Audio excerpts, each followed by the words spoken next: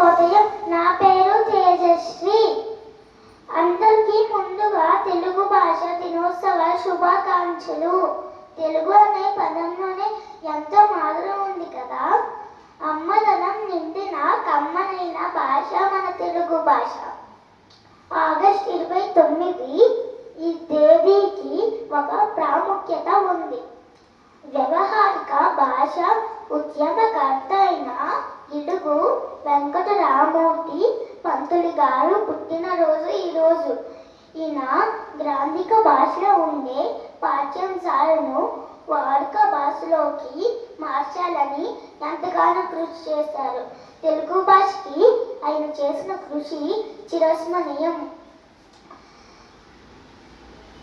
ప్రతి విద్యార్థికి సులువైన పద్ధతిలో పాఠ్యాంశాలు ఉండాలని అనుకొని మనం ఇంట్లో మాట్లాడే భాష, బడిలో మాట్లాడే భాష వేరువేరుగా ఎందుకు ఉండాలని అనుకొని వాడుక భాషలోనే పాఠ్యాంశాలు ఉండాలని ఉద్యమం చేశారు.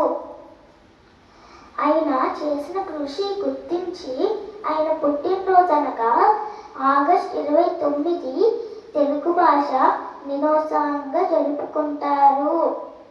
మాతృభాష తల్లి పాల వంటిది, పరభాష పోత పాల వంటిది అని కొమర్రాజు లక్ష్మణరావు గారు చెప్పారు.